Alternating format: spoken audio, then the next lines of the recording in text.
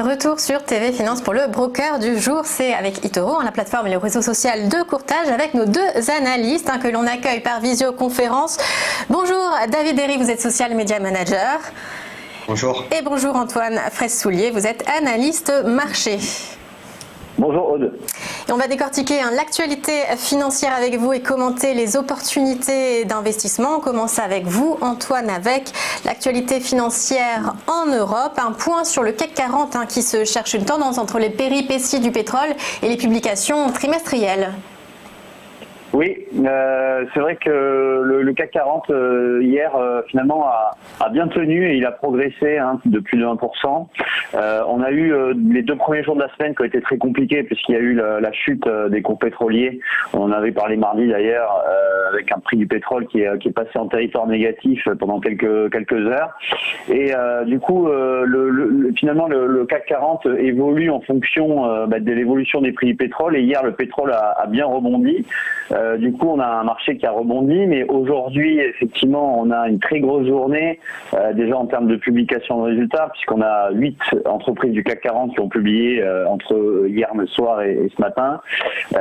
Donc les investisseurs vont devoir digérer toutes ces publications. On a également les PMI, c'est-à-dire les directeurs d'achat en Europe, aux États-Unis et en Allemagne qui seront publiés aussi aujourd'hui. Et donc ça va donner une première indication sur l'activité du mois d'avril. Et ensuite, pour terminer, on a également les inscriptions hebdomadaires au chômage aux États-Unis. Alors c'est des inscriptions hebdomadaires qui sont très dégradées depuis 3 semaines. On compte 16 millions d'inscriptions en 3 semaines au chômage aux États-Unis. Donc énormément de statistiques macroéconomiques aujourd'hui. Donc on attend beaucoup de volatilité sur le CAC 40 et sur les indices. Et c'est vrai que lorsqu'on regarde le graphique de l'indice CAC 40 en données horaires, on voit que il évolue dans un couloir latéral, ce CAC maintenant depuis quasiment un mois. Et les bandes sont compris donc entre 4316 et 4576. Et là, on est vraiment entre les deux. Ce matin, on a essayé de dépasser 4450 et on voit que ça se replie. Mais bon, on attend beaucoup de volatilité sur la journée sur l'indice français. Et en termes d'entreprise, vous vouliez nous parler de la FDJ depuis son introduction en bourse en novembre dernier.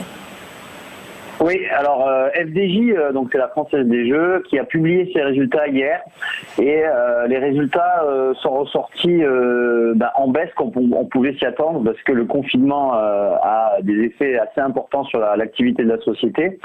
Alors sur le trimestre, le chiffre d'affaires il recule de 5% à 4,1 milliards, mais depuis le 16 mars, depuis les mesures de confinement, on voit que les mises des joueurs ont baissé de 60% et dans les paris sportifs, c'est 95% de baisse puisque la quasi-totalité des compétitions sportives ont été annulées. Du coup, le groupe évolue le confinement.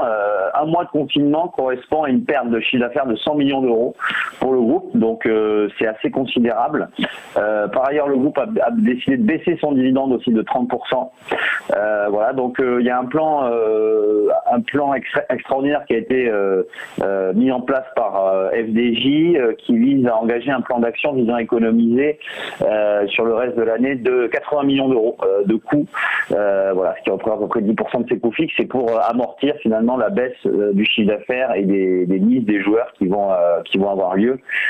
Ceci étant, le titre est toujours assez défensif et en bourse il a quand même bien baissé au mois de mars, mais il s'est bien repris avec le rebond là sur les 18 euros. Il est aux alentours des 24 euros le titre, et donc il se comporte plutôt de manière correcte, on va dire, en bourse.